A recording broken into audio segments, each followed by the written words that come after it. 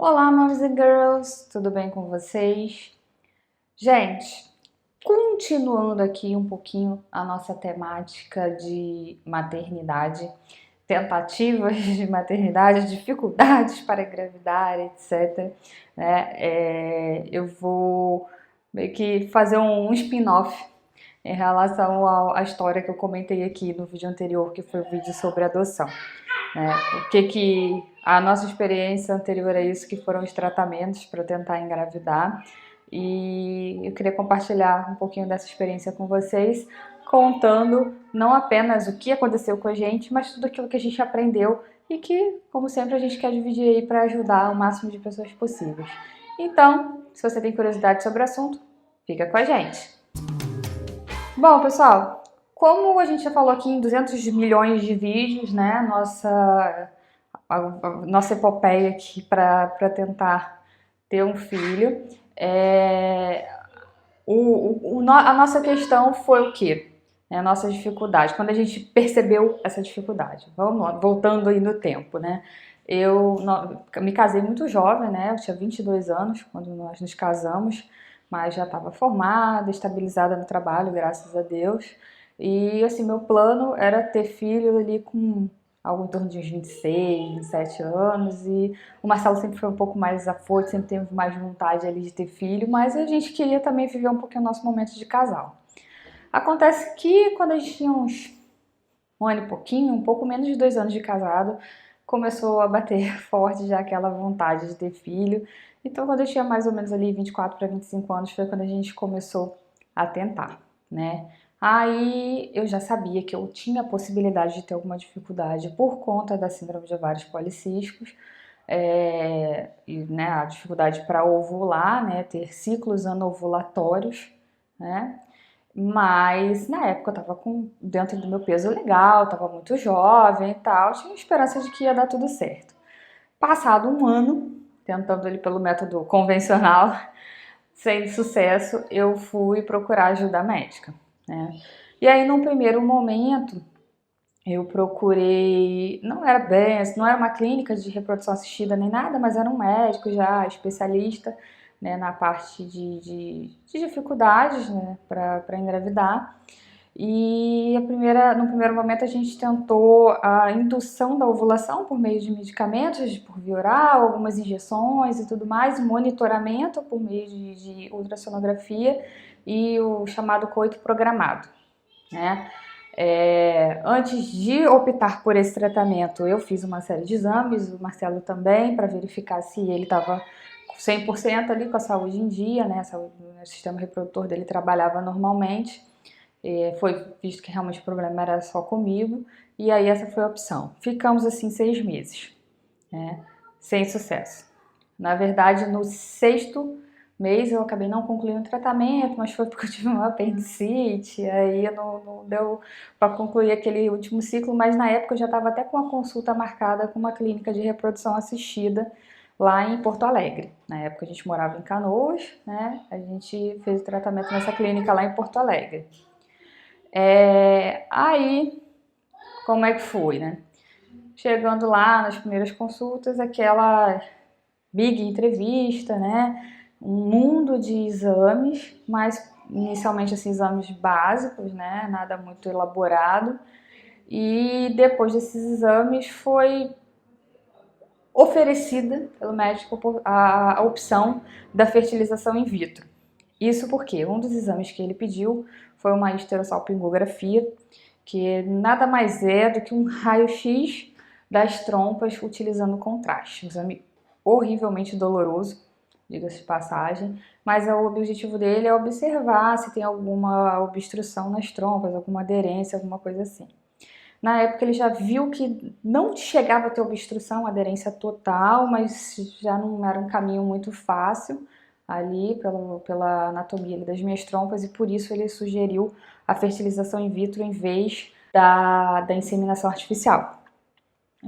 Porque talvez eu tivesse uma dificuldade na inseminação artificial por conta desse problema nas trompas. E assim fomos, né? O tratamento, como todo mundo sabe, dificilmente você consegue um tratamento desse pelo SUS, muito difícil, infelizmente. né? Plano de saúde também não cobre, na época a gente até tinha plano de saúde, mas foi tudo particular. E aí foi o nosso primeiro erro, né? Porque a gente não se preparou financeiramente para isso. E quando eu falo se preparar financeiramente, é realmente você antes pesquisar o quanto você pode ter que se despender de coisas que podem dar errado no meio do caminho. Porque uma vez que você começa o tratamento, você não vai querer parar no meio do caminho. Então a gente começou achando que ia ter um dispêndio X, tá? Vou dizer aqui para vocês bem precisamente que eu não me esqueço do número. Na época isso era 2010. 2010, há 10 anos atrás.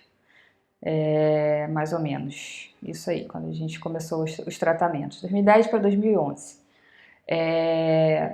Foram só dos procedimentos da fertilização in vitro na época foram 18 mil. 18 mil reais, isso há 10 anos atrás. Só que não é só isso que você faz.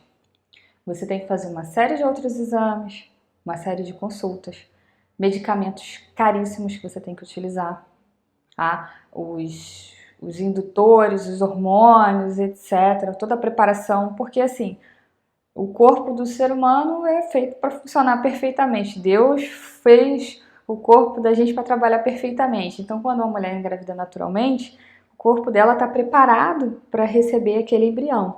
Quando é uma gravidez forçada, vamos dizer assim, você tem que também forçar o corpo a se preparar. Então, são muitos medicamentos, então tudo isso tem um custo muito alto, um custo pesado. E a gente, na época, não se preparou para isso. E depois que a gente começou o tratamento, a gente não quis mais largar no meio do caminho. Então, acabou embolando bastante a vida da gente. Na época, a gente tinha uma casa, a gente vendeu a casa para desembolar ali as coisas, enfim. Então, essa é a primeira dica que eu passo para você, se pretende fazer um tratamento de reprodução assistida, tá? Aí, vamos lá, dando prosseguimento. A sugestão então foi a fertilização in vitro.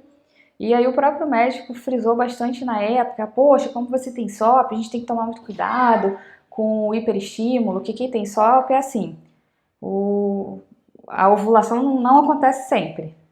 E se você der um estímulozinho pequeno que seja, desanda tudo, dá hiperestímulo, né? E aí a ovulação é absurda. Mas a gente tem os meios para não acontecer isso, etc, etc. Porém, aconteceu comigo, foi exatamente isso, um hiperestímulo. Na época, quando eu fiz a utilização da medicação, antes de coletar os óvulos para fazer a fertilização, foram em torno de 16 óvulos. 16 óvulos é muita coisa. E aí isso acabou gerando um pouquinho de perda de qualidade. Por mais que se faça uma avaliação dos óvulos antes de fecundar, depois de fecundados os embriões também é feito a avaliação genética para ver os que têm a melhor qualidade, melhor chance de sobreviver no procedimento de implantação. Ainda assim, eles ficaram com a qualidade comprometida pela quantidade grande.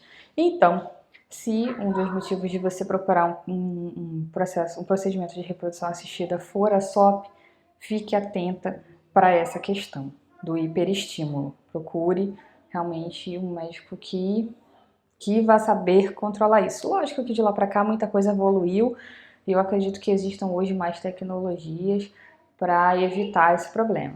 Mas assim fizemos. Tá? Aí utilizei lá toda a medicação, todos os hormônios, toda a preparação. Foram coletados lá os óvulos, feita a fertilização no laboratório, né? Feita no mesmo dia. E aí depois passa ali uns dias, vai aguardando o desenvolvimento do embrião e tem o dia correto para fazer a implantação dele. E nesse meio tempo também tem uma outra preparação que é feita com uma série de injeções, né? Uma série de medicamentos ali injetáveis, principalmente, que você faz em casa mesmo, para poder preparar o organismo. Aí fiz a primeira implantação, né? Fiz a primeira FIV. Aí o que aconteceu? Eu guardei os dias ali, aquela ansiedade e tal, mas achei, de coração, eu realmente achei que ia dar super certo. E quando deu o dia de fazer o beta-HCG, ele ficou inconclusivo, no meio do caminho. Aí passou mais uns dias, fui repetindo a cada 2, 3 dias, até que um dia o beta despencou, eu comecei a ter um sangramento, o médico falou, olha, não deu, tá? Se realmente você tá perdendo.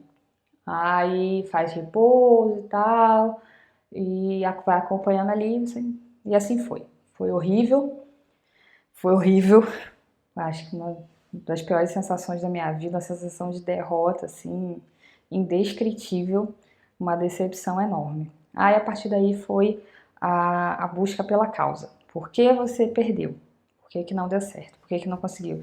Na época eu implantei 2 embriões em cada tentativa. E aí é que começou o negócio virar uma bola de neve, né? Vamos investigar. Aí toca ele fazer exame.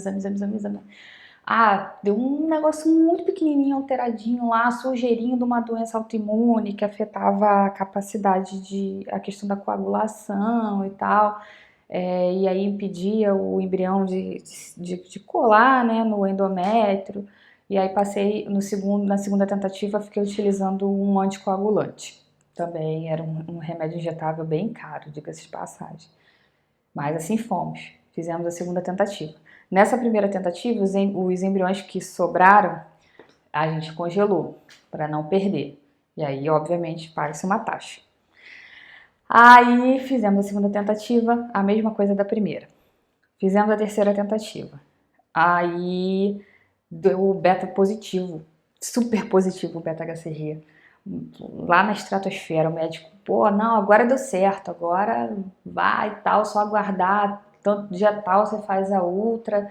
E a gente naquela, sabe, inclusive eu acho que pelo valor do seu beta, eu acho que foram os dois, implantaram os 2 embriões. Caramba, gente, aquela alegria.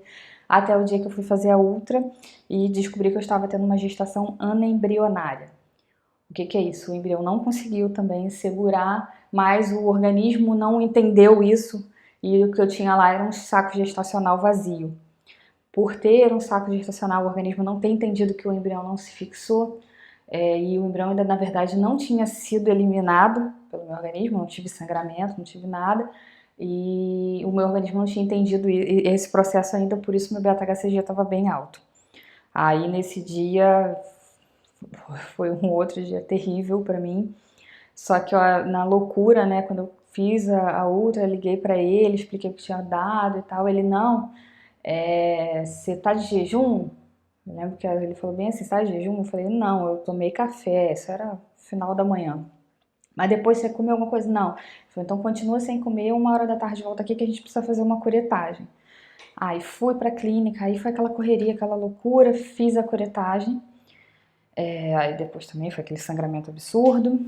Ele pegou o material, pediu minha autorização para aquele material que ele tirou na curetagem levar para uma avaliação da questão genética, para ver se tinha algum defeito genético que justificasse aquele outro aborto, aquele terceiro aborto. Aí ele mandou o material para São Paulo, não deu nada, né? O exame na época não tinha lá no Rio Grande do Sul, ele mandou para um laboratório em São Paulo, não deu nada, estava tudo perfeito. E assim, eu meio que fiz uma quarta tentativa ainda, não deu certo, nem tive nenhum beta-HCG positivo, nem nada, né? E a quarta tentativa eu já fiz meio desacreditada, sabe? E aí parei, a partir daí eu parei. Os embriões que sobraram ainda eu falei para ele descartar, não tinha condições financeiras de mantê-los congelados. E aí a gente parou com os tratamentos. Essa odisseia aí foi quase 1 ano, nesses procedimentos aí de fertilização in vitro. Extremamente desgastante, extremamente decepcionante, e eu meio que terminei o tratamento sem ter certeza das causas dos meus abortos.